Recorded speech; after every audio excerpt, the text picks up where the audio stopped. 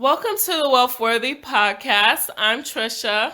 Hi, I'm Darian. Thank you for joining us this week. We'll be talking about the investment platforms that we are interested in and investing in for 2020. So, just delving into some of the areas that we really like about the different platforms that we are using, and some things that you can keep in mind if these aren't platforms that you've tried out yet. So, in our last conversation, we talked about the fact that $2.3 million is what was needed to be considered wealthy in most areas. And aside from that, if you were just thinking about how much you would need for retirement or how much you need for your long-term planning, $1 million is usually what comes up. And even that might not be enough for you to have the kind of lifestyle that you envision. So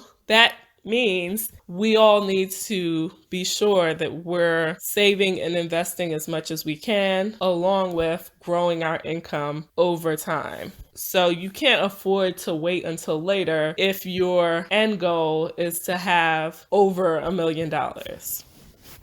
So the platforms that we've started using and enjoy using include Vanguard, M1 Finance, Robinhood, Ally, Synchrony Bank, and Fundrise.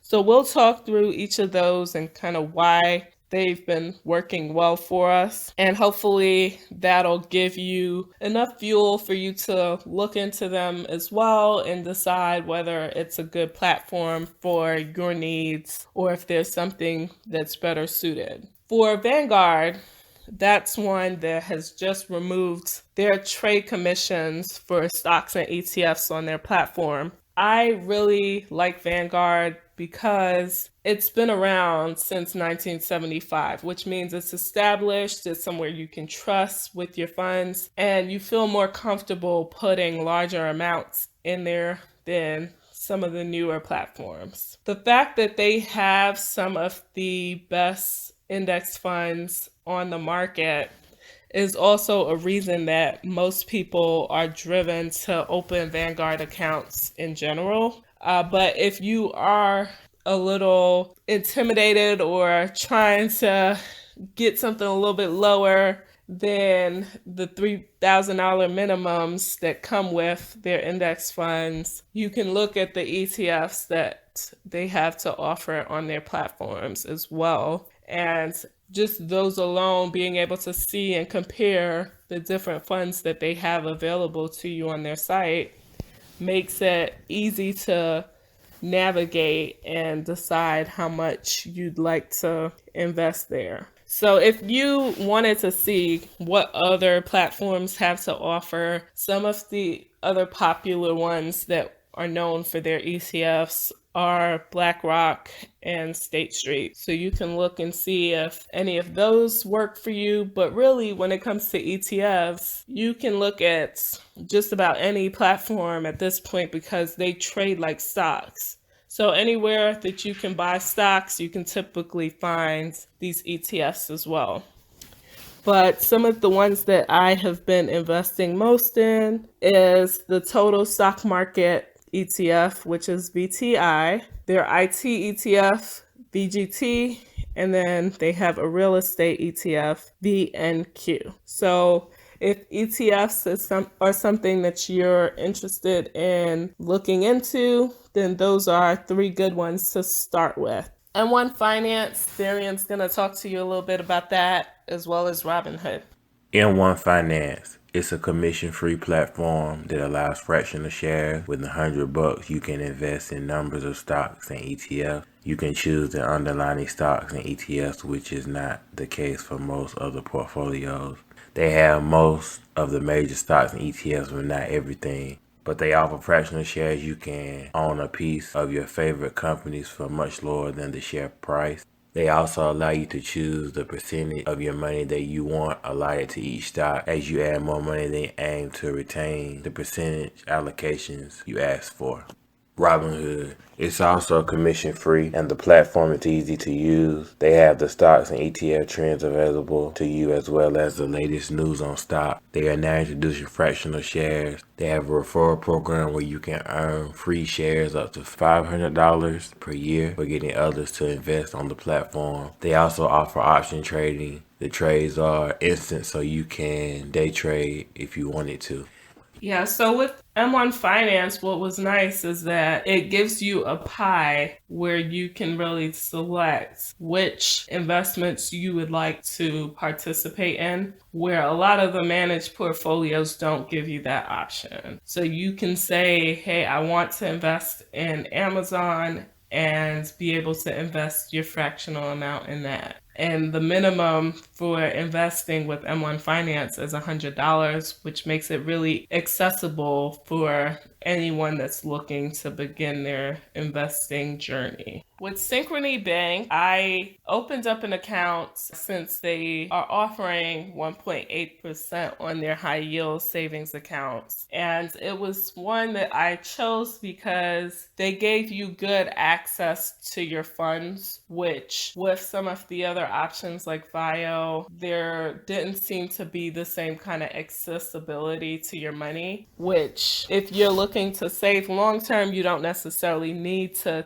take funds out right away, but something about knowing that your funds are as liquid as they can be makes it easy for you to work with a different bank, right? And the fact that it's a bank, it's FDIC insured, so you can feel that level of comfort that if something did happen, you would be able to get the funds that are insured by the FDIC. You can also opt to get an ATM card. So if you wanted to have access and make purchases if you absolutely needed to, then there's a way for you to access the money in that regard. They reimburse $5 per month for any ATM fees. So the fact that it's an online bank doesn't get in the way because you can still access the money if you needed to. I found that some of the other areas or some of the other banks out there, they want to know ahead of time if you were going to withdraw any funds or if you were going to make multiple withdrawals from the account, which isn't bad inherently, but having the flexibility around what you do with your money is important as well, even though the goal is to just leave it in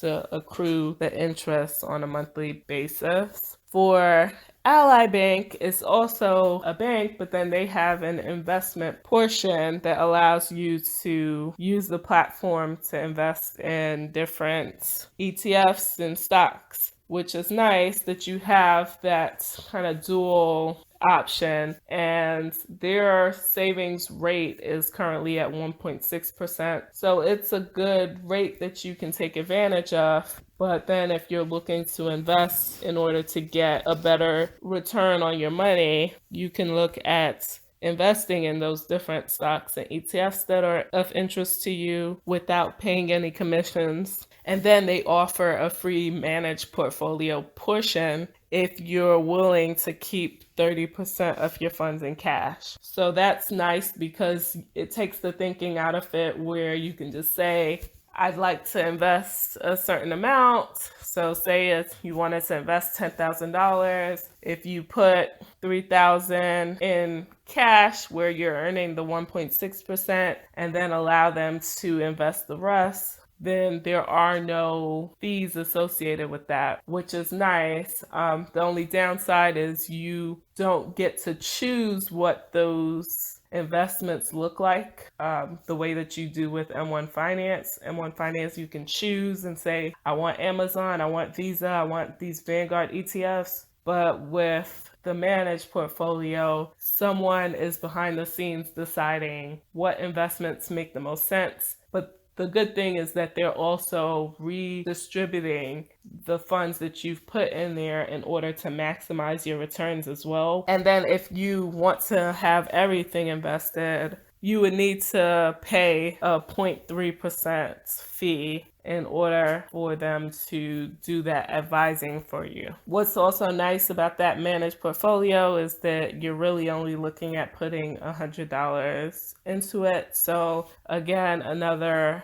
easier entry point for people to begin investing if this is something that they are new to or just looking to diversify the different banks and brokerages that they're working with. Then lastly, the newest thing for me has been investing in Fundrise. So just being able to invest in multiple real estate properties at one time is something that's been of interest, but you don't necessarily want to put all of your funds into a tangible property without having some good guidance. So being able to use Fundrise to invest in multiple properties makes it a lot easier, and the advisory fees that come with the Fundrise platform is 0.15%, which is on par with what some of the ETFs are offering, like the real estate ETF that different companies are offering. There are a few that are around that fee base. So